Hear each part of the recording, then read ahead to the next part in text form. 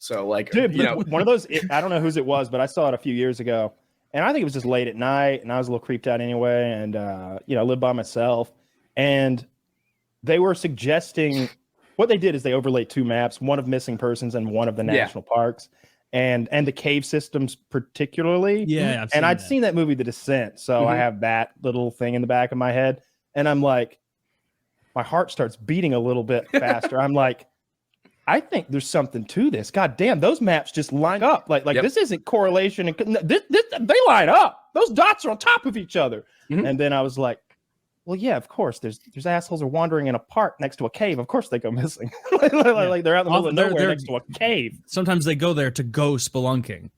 Yeah, like, those ones when somebody goes missing spelunking, that's not exactly a mystery. It's very obvious. I've seen that. I've seen that exact map where it shows missing people and then the caves. Yeah, people are getting lost in caves. Dude, it's scary. Man, we got a ton of caves. We get a lot of them. Dude, out in Texas, I'm glad. Obviously, I'm glad you got the map. Out in Texas, I saw so many cool caves. I saw 2 cool caves. I say so many. They were so cool to go into, though. You could have kept that. I would have bought so many. Because I remember there's one where a lady lost a toddler in the woods. She had like 3 kids with her, and I think this might be from Wendigoon's channel. She's got like 3 kids with her, stepped up from the ages a year each. And one of them's real little. She turns her back for like 20 seconds. Kid's gone. I think I was in that video. They searched the woods, like you might have been. They searched the woods. It's the missing 411, yeah. She goes back, like we never find this kid again. And it's like, did a stranger come in, wait until she turned her back, snatch the kid, and then sprint away to a car waiting somewhere? That's far-fetched. What's more likely to me is that mother didn't like that kid, and or maybe like through her like incompetence somehow, that kid got killed or something. And her way of it is like, oh, we lost Tommy in the woods. I'd want to know, did anybody else see Tommy in the woods that day? When's the last time anybody else saw Tommy? Are we sure he made it to the woods? I have one of those. We did a documentary. It's called Into Thin Air, the case of Tom Messick. It's on our YouTube channel, The Lore Lodge. But we drove up to Brant Lake, which is where this guy was when he went missing. 82-year-old, I think, paratrooper veteran, but blind in one eye, had hearing damage in one ear. He and his 3 of his buddies, and I think they're like 3 of their sons, went out hunting. And as the story goes, basically they left him. They spread out in a line. The older guys were basically waiting. They were the watchers while they had other people pushing game towards them. I guess that's a normal hunting technique. I don't hunt, but from what I'm told, that's perfectly normal. And they were out there for a few hours, and then when they decided to pack it in and go back to the camp, Tom Messick, the older guy, was just gone, nowhere to be found. And they fully searched the area. Nobody found anything whatsoever. And as far as the story goes, it really sounds like this guy just vanished into thin air, which is where we got the name, but with no explanation. So we drove up there because David Politis tells this story in a certain way, and we were like, we want to get the whole story. We want to really dig in, talk to people up there, go to where he went missing, not just take somebody else's word for it. And a bunch of people up there told us, like, we don't think he was ever here. Like, we think there was an accident somewhere else, whatever. And we just don't think he was ever there. Or the other option was people said aliens. But yeah, there's these stories where, like, a lot of the times where somebody goes missing like that, it seems like the possibility is that they were never even there. And that's why the missing part of my brain will be strange. led. It's really easy to lead me to that place to take a little leap of faith and be like, hey, you're connecting the dots here. Maybe their mob could have been, maybe they came and got him. Okay, I could see that.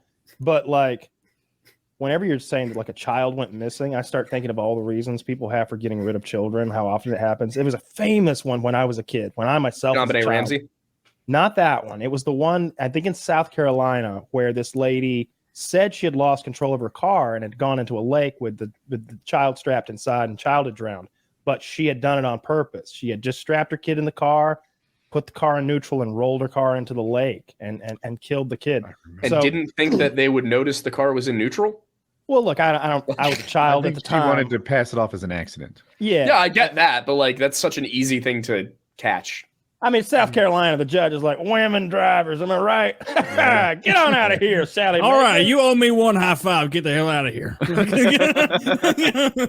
It is South Carolina. So, but yeah, whenever I think that story in particular, the one where like, we brought the child here, we turned around for 30 seconds, the child went poof. We searched for an hour. We went back and got adults and teens and dogs. We surrounded the area. The helicopters hit the sky. The Amber Alerts. Every road was cut off, and you still didn't find the kid.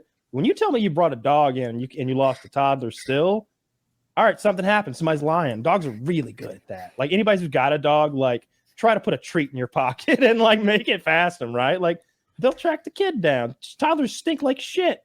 That little kid's getting drugged through the woods or walking himself, rubbing on everything, drooling, spitting, shitting. They found it. So someone took that kid.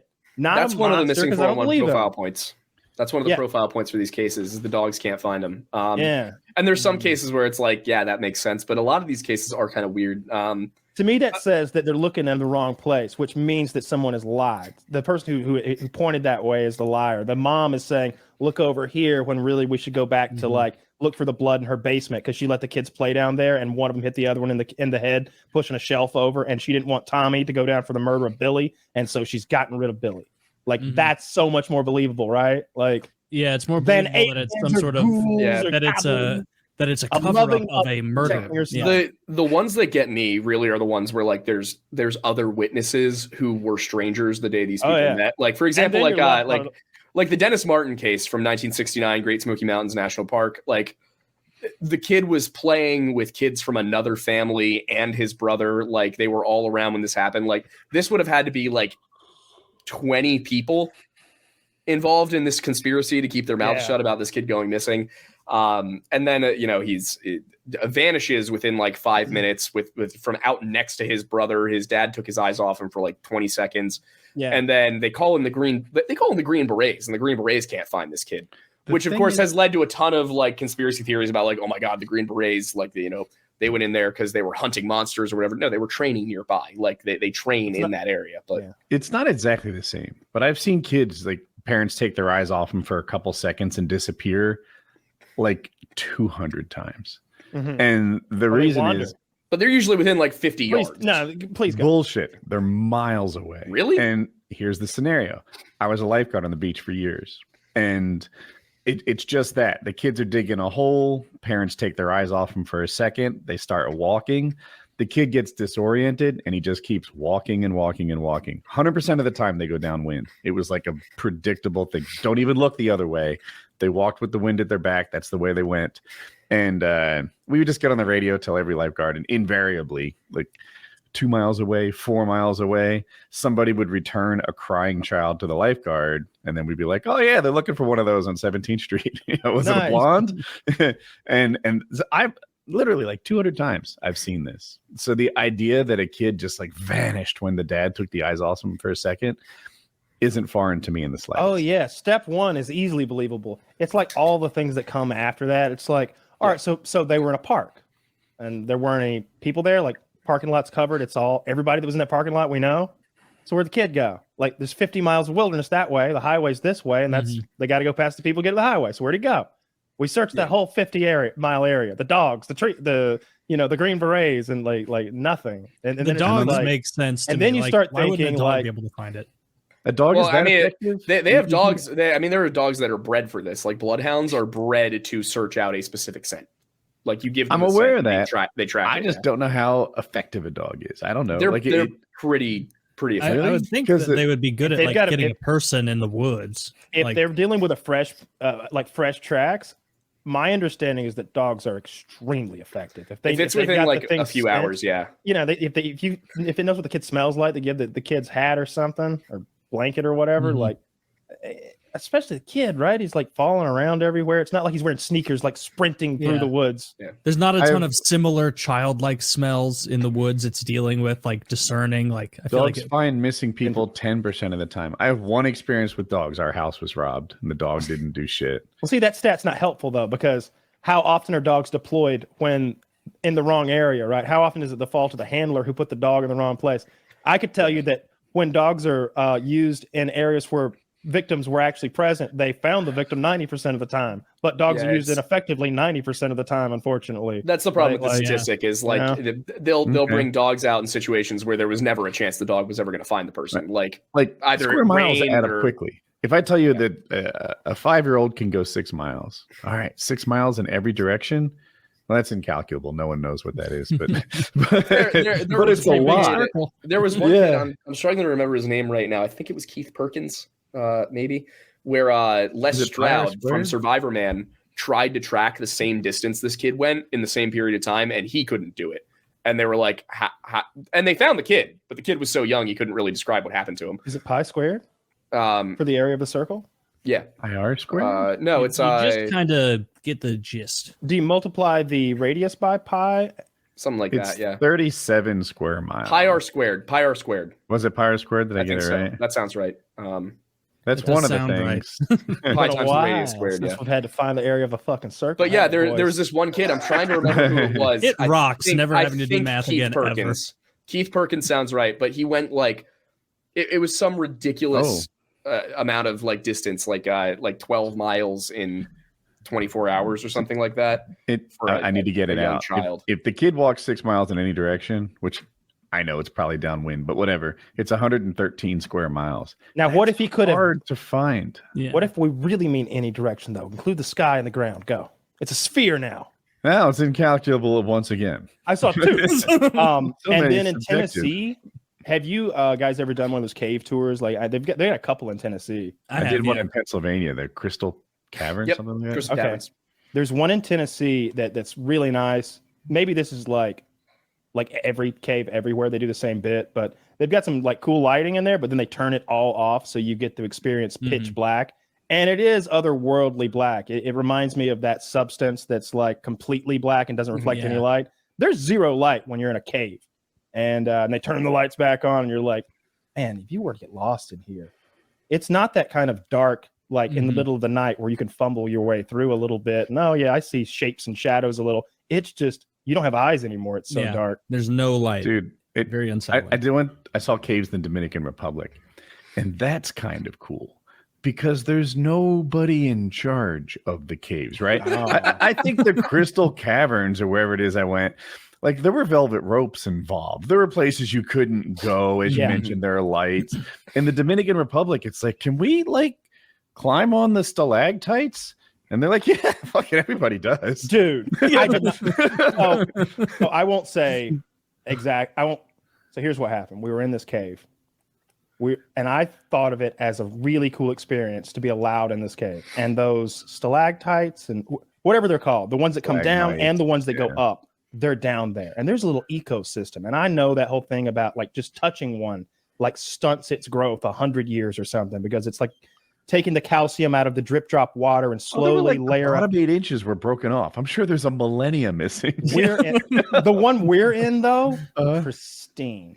And someone, who knows who, was just like, hey, can I have this? Ka-kunk! And like broke this. And I was just like, and the guy was just like, yeah, man, that's yours. And I was just like, I won't be taking anything from here because that's one of the most awful things I've ever seen. I was tiptoeing around in here trying not to kill the crickets. Oh yeah, and that guy's like stealing animals from the zoo. I couldn't believe he broke it off. But there were those scorpions that glow in the dark and like really disgusting meal. The ground in there is like, it must be the most fertile shit ever because it's just like dead crickets for all of eternity. It's just this brown loose stuff that's full of like worms wiggling around. It's gross in there and it's hard to get in, but it was really cool experience. The ones in Tennessee were, like you said, like lights and ropes, but sounds like you go to the Dominican, things are a little looser. Am I allowed to go there? Am I allowed to go to the DR?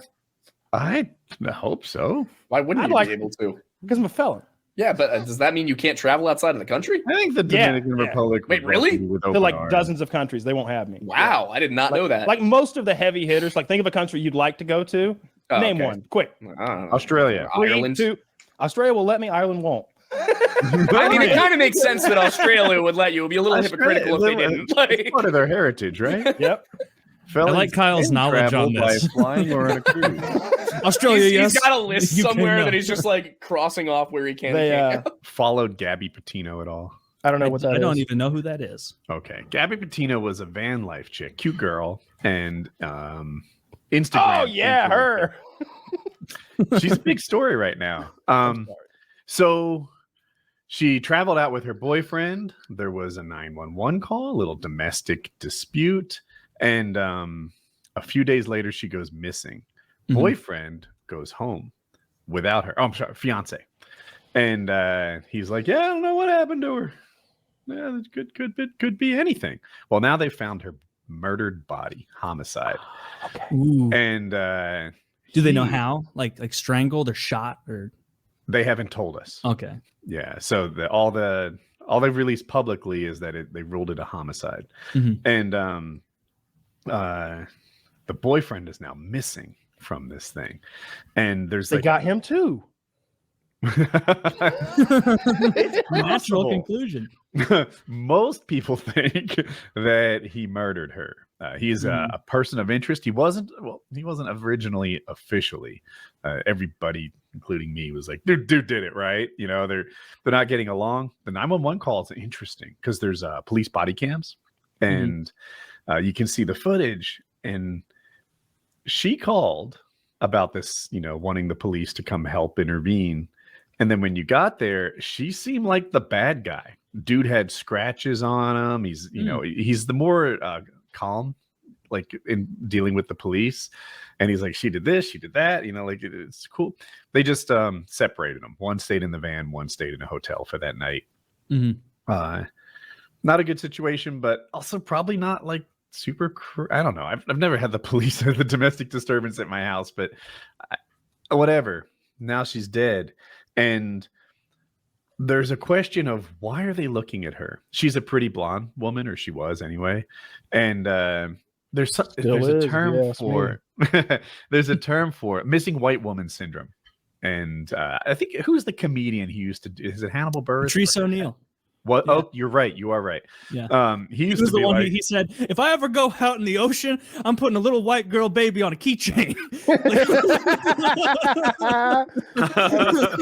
That's great. Yeah, just so they come find him. There she is, and that's the dude. That's the fiance. Thanks, Zach. And so they're like, "Hey, is this missing white woman syndrome, where they're only reporting this story because she's a pretty blonde?" And there's something to be said for that. Like, I don't know how many can we name? It's more of a mystery. Natalie Holloway, Chandra Levy. Like, oh, okay. Seems like that's another valid argument too. Yeah.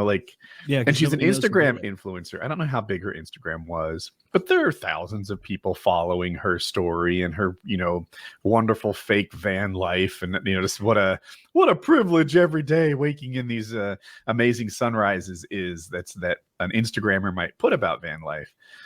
So, like, look, if any of us just did the van life thing and then showed up and then like my wife came home and I'm missing and she pretended like, yeah, I don't know what happened to that dude. It would be a story too, even though I'm not a pretty young white woman. And because, whatever, like 400 million views on my YouTube channel, people would have an interest in it that they wouldn't otherwise. Having said that, tell me all the stories we hear about missing old dudes or missing people of color. Like, it totally doesn't exist. I don't know. I guess you're really talking about this news media and them. It's what sells. Yeah, what they report on.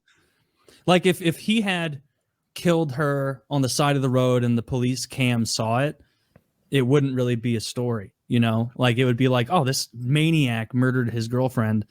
What a crazy, and it wouldn't have gone anywhere. Like the guy, her being missing, body found in the woods, like a guy mystery. Disappears. It's like, I think the mystery is what drives a lot of people. Because like true crime is huge. Like some of the biggest podcasts in the world are true crime. Have you ever seen Mr. Ballin on YouTube? The guy used to be a Navy. I hope I'm getting his name right. It's like Mr. and then Ballin. Ballin is spelled Ballen. And he does like 5 videos a week. He's an ex-Navy SEAL. And he does these like one of his more popular video series is called 3 Places You're Not Allowed to Go and People Who Went There. and it's things like restricted areas, dangerous places to go, things like spelunking down, like cave diving, and things like that. You know, you get that sign. It's like there's nothing beyond this sign worth dying for, and these assholes go anyway, and they don't even have the right nitrogen mixture for their scuba tanks, and they end up getting like nitrogen drunkenness and then dying down in holes and stuff. Mm-hmm. He has some really creepy videos. There's this guy who was actually like a quasi YouTuber, and he was one of those guys who does like extreme hiking.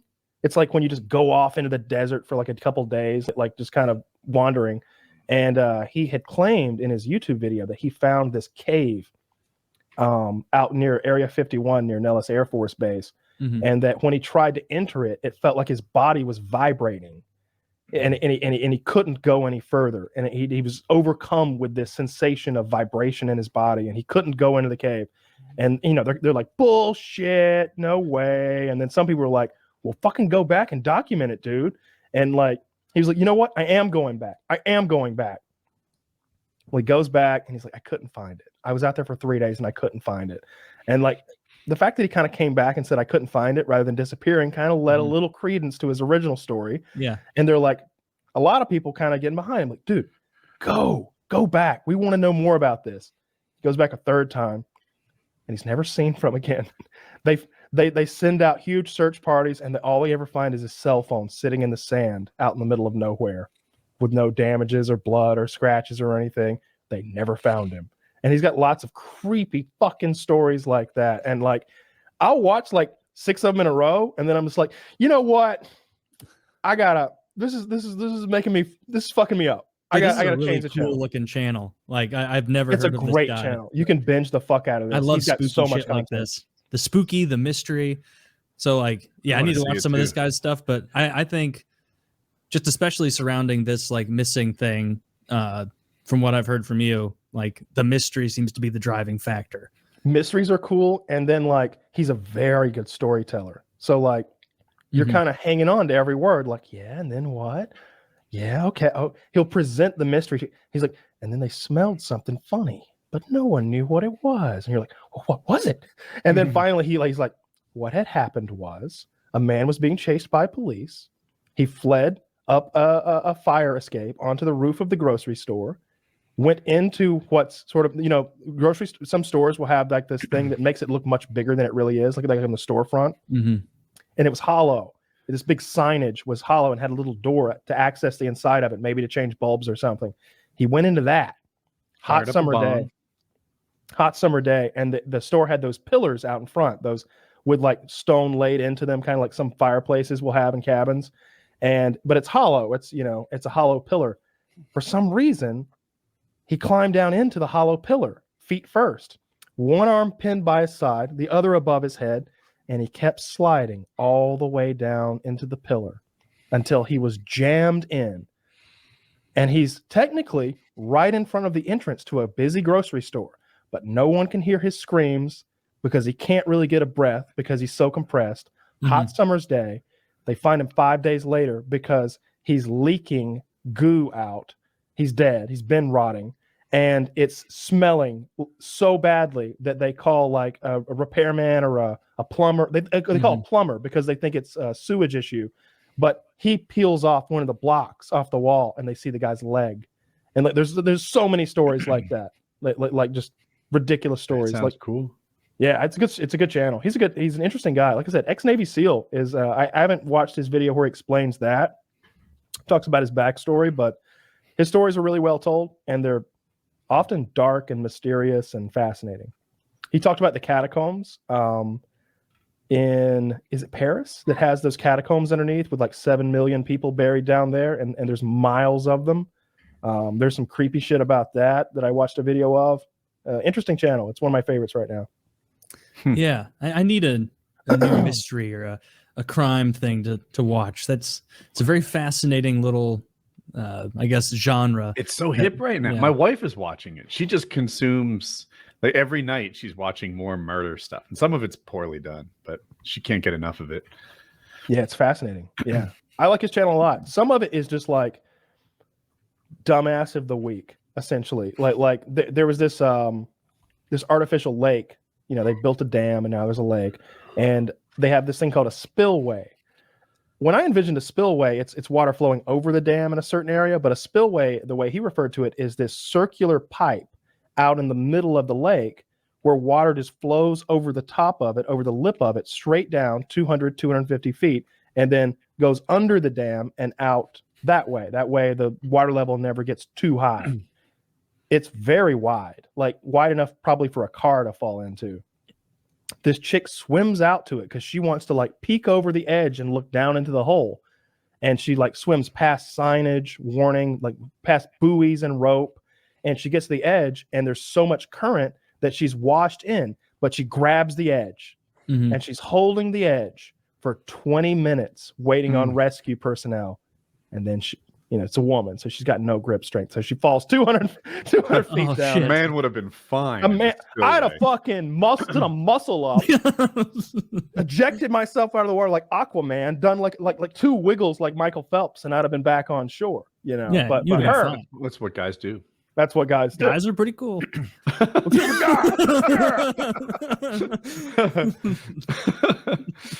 We do. Remember the stone cutters? The stone cutters. Yeah. Who keeps the metric system down? Something. We do. Well, Miami's a good pick. You still get all the benefit of the weather, which would be like, was that a driving force? Do you? There? Yeah, but Miami's awesome. Have you heard of hurricane season? Oh, fuck hurricanes. They have one every year. They don't have any snow. California's nice because time. like the weather is beautiful and perfect. In my opinion, Miami is like hot and muggy. Like California doesn't, or at least like near LA, I didn't really feel like it got muggy that much to me. But in Miami, it gets muggy all the time. But my fiance likes beach stuff and outdoor shit, so that was a big plus for her, is to be able to come here and swim at the beach and shit all the time. So. Yeah, I mean that's a big selling point for anyone, or except for Kyle. Kyle, you've said you don't want to live near a beach. It's disgusting. I would love to be near the beach. That'd be so much fun. I liked it. I despise it. I don't like the sand, the salt, the water, the sun, or the people. That's the whole thing. Yeah. Yeah, there's not a lot of pros there. You know what I liked? So it seems like everyone else in the world has this sixth sense of where north is. And it's not that I can't look at the sun and know the time of day and have a general idea, but I get a little mixed up sometimes, especially if it's a certain time. If it's 4 p.m. at winter time, just how high is the sun supposed to? I don't know. When I lived at the beach, I always knew where east was. Always. It was my northern star. I just had a sense. It's hard to describe the importance of it, but I always knew how to get home. I always knew how to head to the coast and go north or south. Mm-hmm. I always knew where east was. I always had this sense of direction that in fucking Apex, North Carolina, I didn't have. As Kyle remembers. When did you move to North Carolina? I was 26. I wonder if maybe maybe you weren't quite old enough, but I will say that cell phones have destroyed my ability to navigate anywhere. Because when I was a kid, I grew up in Omaha, Nebraska. You could give me an address and I'll tell you exactly, you want to go to, 4452nd, Northwest 102nd Street. It's like, oh, that's, 5 blocks north of Maple. You go there, you go 72nd Blue. I'll know everything. I'll find anything with an address. Mm-hmm. I lived in California for 3 years. I use Google Maps for everything. I don't know if I could have found the fucking grocery store 5 minutes away from my apartment because it's just a habit for me that as soon as I jump in my car, you plug it into my maps and I'm looking at my phone, I'm driving. And I don't know if anybody else has that experience with map stuff, but it definitely hurt. I memorize it using after I make a route enough times, I memorize it maybe 5 or 6 times if it's an hour or so. But it takes a while. Depends on the turns or whatever. But yeah, after a while, I don't need to use it. But I still use it because Waze tells me if there's cops in the way or something pulled over to the side of the road and all the cool things that Waze does. And Waze has this stupid thing that's it's got the candies from Candy Crush and it puts them in the road in my way. So I'm like Pac-Man. If I pull over, I don't get to eat another candy. So you got to keep driving. Keep driving. Like you, I will eventually learn a route. I'm probably slower at it. I learn routes pretty slowly because there's a weird kind of I'm not paying attention because of the GPS. It doesn't require, it doesn't punish you for failing to pay attention. It lets you know when it's coming up, and I learn pretty slowly. Shit. I don't know. I totally empathize. I am directionally the worst person I know. I've always been very, very bad directionally. And I learned how to get places from my house. And so every time I move, I have to like relearn and like re-input all that stuff because it's like I still know I'm going to the same highways, but it's like no, I need to like ingrain this. And so like I remember when I was like 10 years old, like my younger brother, who's a year and a half, 2 years younger than me, he's a directions wizard. Like while I was, and my parents were like, that's because like you didn't stop fucking talking, and he would just like sit there and look out the window as we were driving, and he figured it all out. And there was one day we were like on the way back from something. I was 10. Now look at you, you're a professional. Yeah, now look at me now. Look at me now. Hey, bro, you making any new maps lately? Yeah? How's that cartography career coming along? Fucking idiot. But yeah, I remember it was just one day my mom was driving me and my younger brother. There's nothing really to do. It was like a Saturday. And she was like, Taylor, direct us home. I want to see if you can get us home. And my brother's like, Mom, please, no. He was like 8. I was like 10. Okay. And he could get us anywhere in the city, drop of a hat. I don't know how he retains it so well. He'll be in a city for 3 days and he knows everything. And I was like, okay. And like, I immediately was like, I hope my guesses are good, because at no point was I like correct. She's like, all right, right or left here. And like, I'm like left. And like, we get on highway like 64 east. I live in St. Louis. In 15 minutes, we are in Illinois. Yep. And it's just a totally different state. I got like frustrated and stopped giving directions, so they drove us home. Mississippi River as some sort of northern star. Oh, I knew as soon as I saw the river that we were going the wrong way. But I didn't know until then, you know. Dude, I guess I could have looked at the arch. But so I crossed it a couple times on the TAT, and I'm like, this is undervalued. This is a pretty legit, like, people look at the two oceans, but the Mississippi River's neat in the middle. It's a cool thing. It's a big, it's huge. On the way home, it was filled with trees, like legitimately like full-size trees coming down the river. Like, how do you drive your boat upriver? Like, you're not supposed to fuck around if you have like a person boat. It's like barges in a lot of those areas are the only things there. Like every year, someone there drowns. were no water skiers on the Mississippi River. Yeah, people will. Oh, you don't want to. It's pure, just brown as mud. I was about to say it's known for its crystal clear, clean waters. Yeah, the like pearl of the United States. Tom Sawyer made it seem like a good place to swim. Maybe he made it seem like a good place to escape slave catchers. I mean, if we're being honest, like he didn't love it. That's why it was so good to escape the tumultuousness of the water. Yeah, it is not a clean river. It's fast moving, and you know, people drown in it every year when they try and swim across. It's like, just take a bridge. Like, who are you trying to prove? Like, you're going to swim across a 500-yard wide If you're a swimmer, though, I think there's like tons of those little benchmarks that you want to like check off. Like I'm sure that's a whole class of fucking swimming, like swimming across rivers. But you don't want to get like smoked by a giant branch or something. Like, you could be a great swimmer because you're moving with it. You could. I know that people die when they try and swim across it. I'm sure people make it too. I think they get like sucked under. Their legs. I'm doing it this summer summer rocks. just to fuck with you. Do it. I'm gonna ride my motorcycle to the Mississippi River and swim across. Do it in spring, like after the rainiest time of year when it's just surging. That might be what I saw. It was June. It's probably pretty good. Yeah, I would like to go. After this week, after we do our fitness podcast, we should talk about like. What if we do? We start a whole other podcast. No one listens to it. Absolutely not. We'll 6 dozens, thousands. I don't know what. There's people listening to this. Y'all know that, right? Like y'all know this isn't just for fun. We're doing the fitness podcast shirtless. Oh, I'm out. And for that reason, I'm out. We talk about addresses and like sense of direction. Salt Lake City does something kind of cool. Are you guys familiar with this? No. All the addresses are based on their proximity to the Mormon church. So it'll be like, and it's in like some unit of measurement. I don't think it's miles. It's more like blocks or something. But an address will be like 124 East, 567 North, and to someone who knows the code, they could freaking pinpoint it on a map and know exactly where it is. Bizarre. It's a nice, like, it's if you say you live on 13 Asbury Avenue in some town, like that means nothing to anyone who doesn't know where that street is.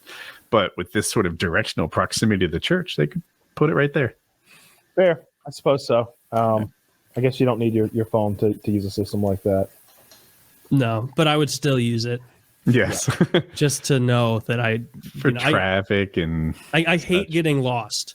Like I like it. I'll get lost like driving sometimes, and I'm with my wife, and like she'll like talk me off the ledge because like once I get it's like the thing I'm so insecure about, my inability to know directions, and I like get lost, and she's like, "It's okay, you just got to double back here," and I'm like, "Fucking every fucking time, I'm such a fucking retard. I can't figure out simple fucking directions. An idiot, a monkey could do this." She's like, "Taylor, please calm down." And I'm like, oh, you want your fucking retard monkey boy husband to calm down because he can't figure out where.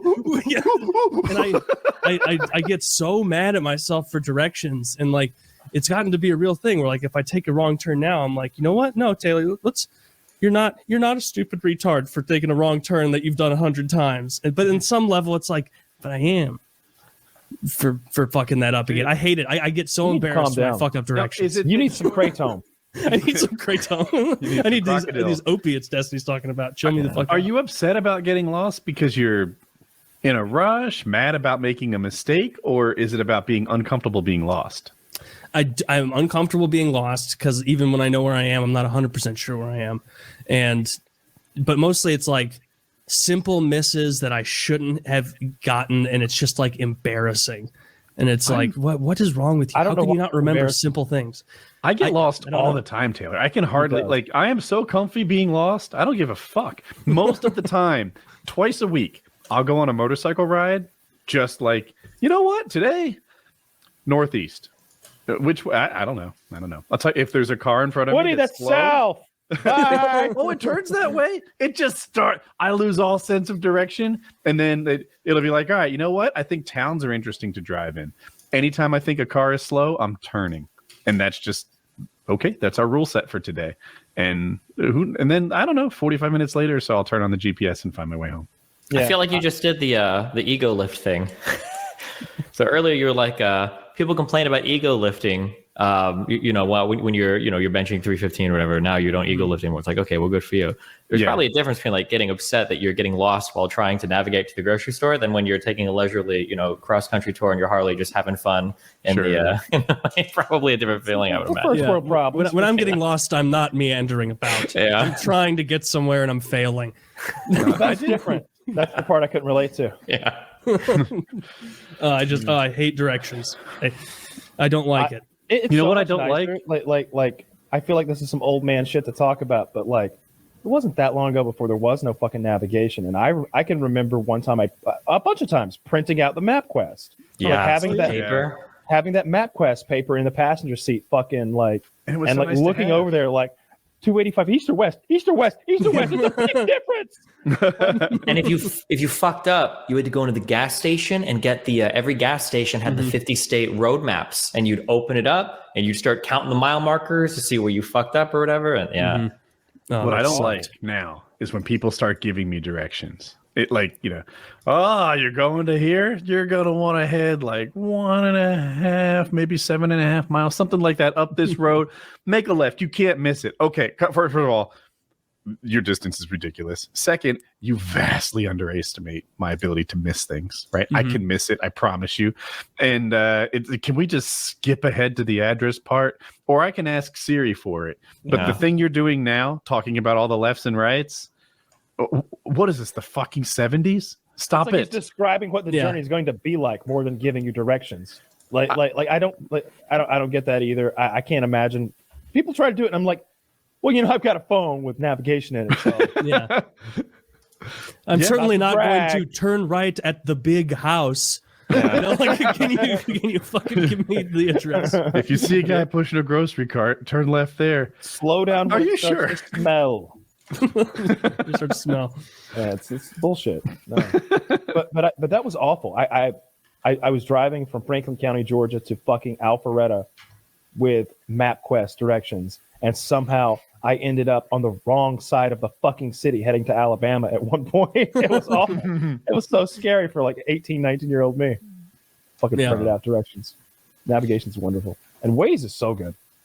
Yeah, Waze is the best one. It might be better. I haven't given it a try in a long time. But Waze used to have you turn way too much. Yeah. You know, like there's a 14-minute drive, and it's got you driving through people's fucking living room. It's like Turn Fast and to Furious save you shit. 20 seconds. You're taking like 3 left turns to like avoid a stoplight or something.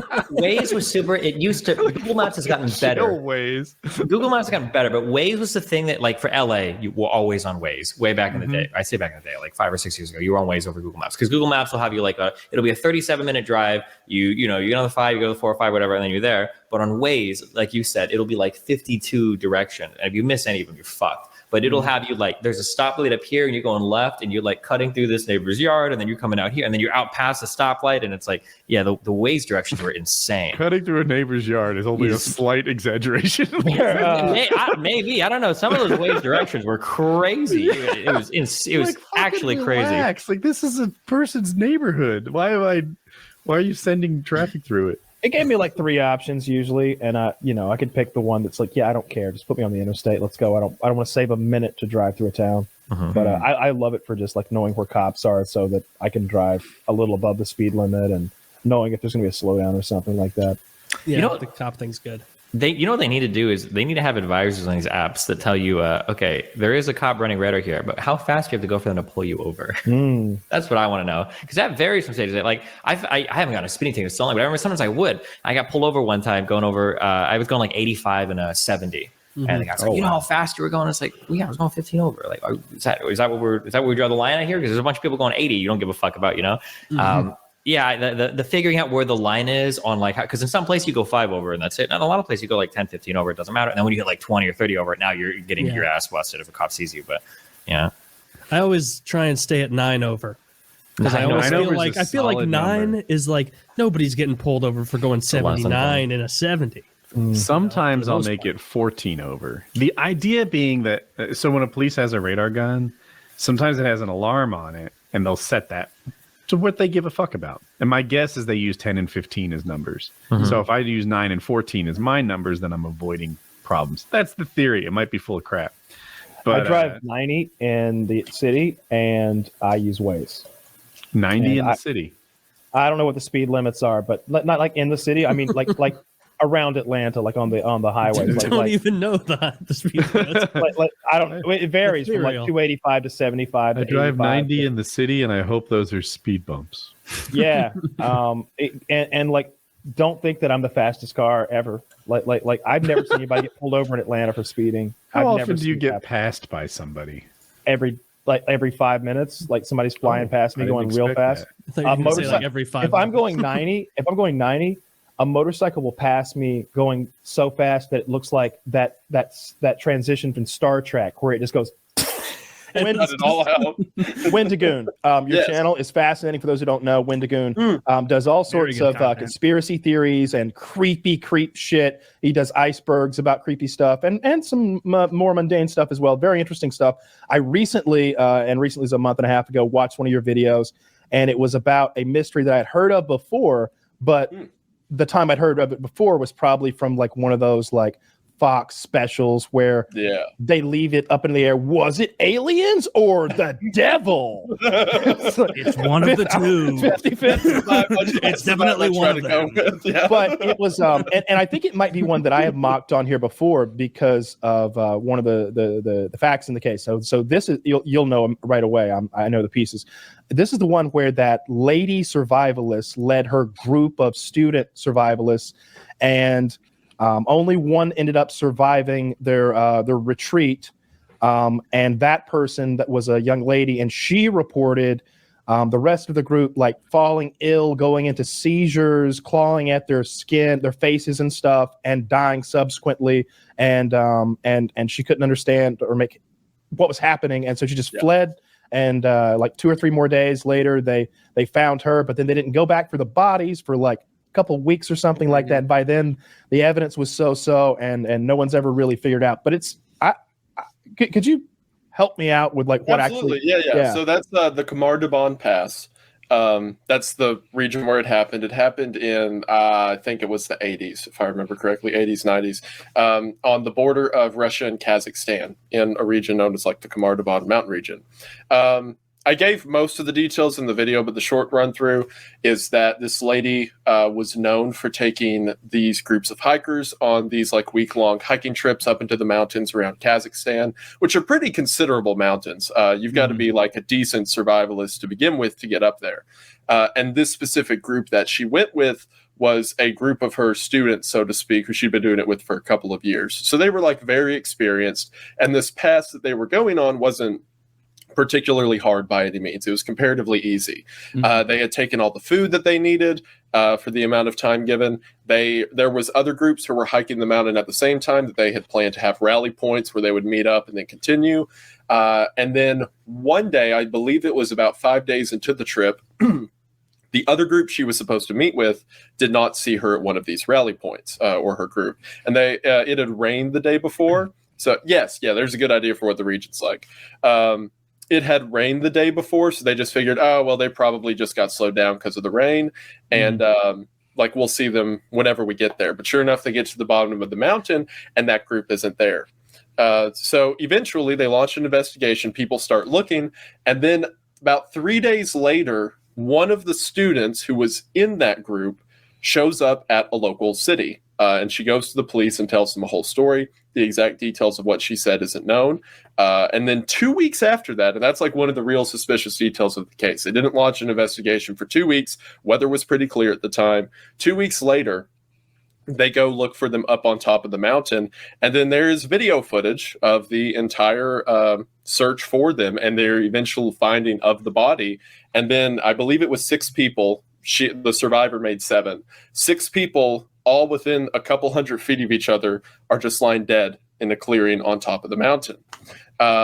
They're like, a couple of them are lying next to each other. One of them's like more towards the woods as if they're running away. 2 more together at the front of the woods. And it starts to paint a really weird picture. The initial idea at the time was that the survivor had murdered the others, because logically, if 6 people die, only 1 comes back, that would be the solution. However, there was no evidence on the bodies that there was any kind of fight or any kind of strangulation marks or whatever. But then even more suspiciously, after doing a full autopsy, there was no evidence of anything that happened to these bodies. They just kind of dropped over. There wasn't signs that you would see in hypothermia, like late stage, what is it? Like the lung fluid starts to contract or recede or whatever.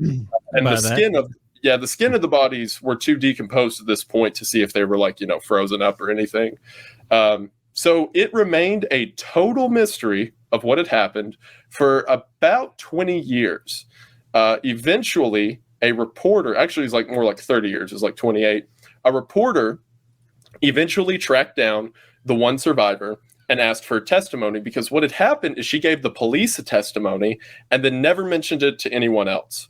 So she finally sat down with the reporter after 30 years and gave her side of the story and said that what had happened is they were just walking down the mountain. Everything was normal. It had rained the day before, although they were okay. They had ate breakfast.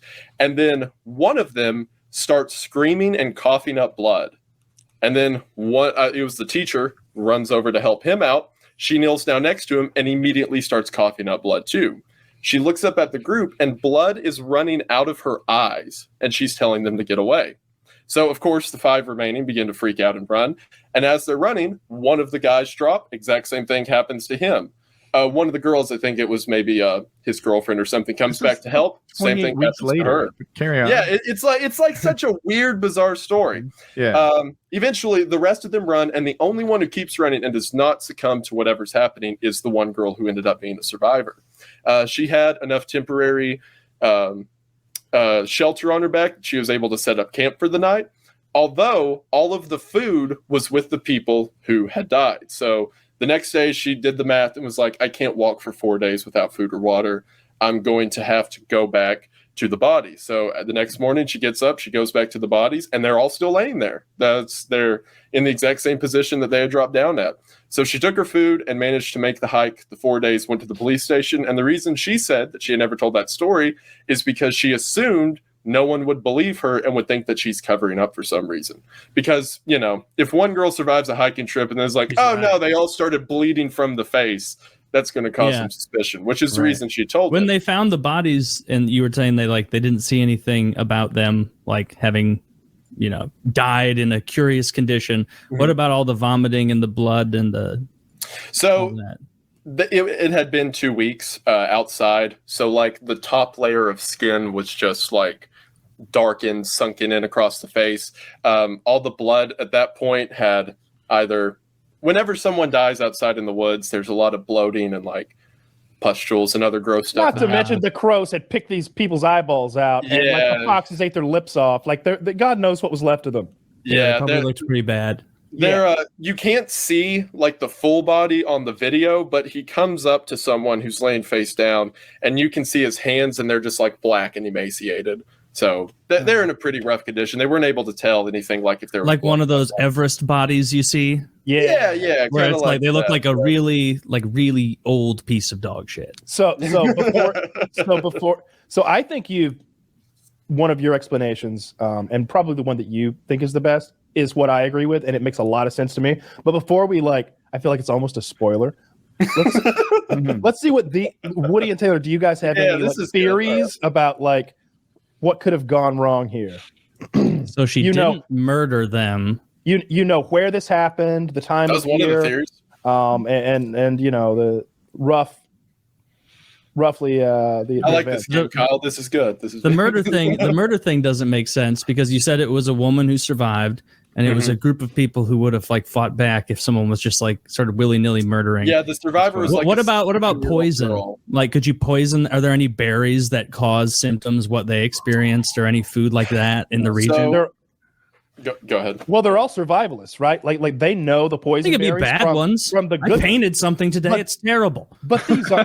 Taylor, I don't like the way you're doing this. When- You need to lay out your let me lay theory, this out. not So ask questions. Wendigoon gave you like the fast forward version, but these are the best. This lady, like I think I've made fun of her before in the past. Like some lady led a bunch of kids up into the wilderness, and then they all ran out of their tents naked at night and froze to death. Like I think that's what I had heard. But no, like she was a legit like fucking Sarah Connors style survivalist lady who knew her shit and knew how many calories each person would need to be eating each day down to 100 calories. And like, she was an expert. Here's my theory. Okay. She looked at her food supplies, determined that there wasn't enough for everyone to live, found some way to kill the people around her so that she could, and made it out. Okay. So murder is Murder is the way I'm going on this. Okay. All right. Did she report that they were like short on food during their expedition? I So guess if you murdered whenever- someone for food, you wouldn't. They could have made it out. They could have made it out without food as long as they had water, right? Because like they're survivalists. They 4 could have days. eaten- Yeah. They To continue giving the facts, whenever they found the bodies, most of them had their food supplies still on them that hadn't been ate through, Okay. indicating that they didn't starve. So Oh, I'm gonna change my answer. There was a romance thing. She didn't like. There was some sort of interpersonal thing it's a going 7-way, and she wanted to be she wanted a good old fashioned traditional 4-way. Wait, God intended. like this guy, Poor like men, that just being guy, men. this guy like a girl, but she wanted to be liked instead. So she murdered like 3 or 4 of them, so they wouldn't know she was targeting that girl in particular. Or But maybe it all happened like- so quickly, apparently, because they're like I- all in that little area. Well, if I thought it was that, I would probably imagine a scenario where she killed one girl, but then she got caught, and like maybe they were like, you killed Amber, we're telling on you when we get back, and then she poisons everybody that night. Like just you could became a brawl. Oh, Yeah. you're saying she killed them after one murder? I see what. yeah, because what are they going to do? Arrest her? They're 4 days out. They're like, I can't believe that's what would happen. They'd be like, I can't believe you killed Amber. And maybe they got into a fight. You don't know, tie him up or something. If someone murders someone on a camping trip, you don't go, "Hey, strike one, Buster." That's fucking absurd. No, you would tie them up and leave them, if anything. Like, if it was a cute girl and there were other girls there to be like, Mark, you're not going to tie up Becky, are you? Her hands are turning blue. She said she can't breathe. What do you mean she can't breathe? Her hands are tied. She can't breathe. Freeze! I don't imagine. You cut that. those ropes just to avoid the screaming. Just This is funny because no, that's Kyle how it happened. knows And then one guy got so tired of it, he tied them all up. And then he just left them. Peace. Just a random It's woodsman real was weird. like, all 6 of them were tied up in one circle. Crazy how bears do that randomly. yeah, it's interesting. I'm trying. There must be an answer to this that you guys know. I don't want you. I keep going back to poison. I don't understand what can make everyone do the same thing. Along. Yeah, according to my theory, the one that like I subscribe to, you're not far off with the poison. Mm-hmm. All right. I was about to say that. Yeah. What do they suspect? Spill the beans, Wendigo. I'll Tell them. spill the beans. All right. So this is kind of like a bit of a cheat because you didn't know this information going in. However, this region of the Khamar Daban region, which is again on the border of It's full of ghosts. Very haunted. Notoriously full of ghosts. the ghost. It's the home of the Ghoul King. Oh yeah, it's a bad area where we got bad with ghosts. Lousy with ghosts. Yeah. Right. Right with ghosts. All right, I'm sorry. Yeah, it's ghost season up there. You jest, but this is how most of the theories I read about. This is where they come from. They're fun. I like it. They are. Anyway, so that region that's on the Russian border was used during the Cold War as a weapons testing facility. That is an openly documented fact that they would use the mountains to test mortar fire or artillery barrages. And most importantly for this story, gas attacks. There are specific strains of nerve gas that were tested in the region at that time that can last in the air for, I think some of them are up to like a year and a half. Like once they're detonated, they just have to disperse and then hopefully no one breathes it in.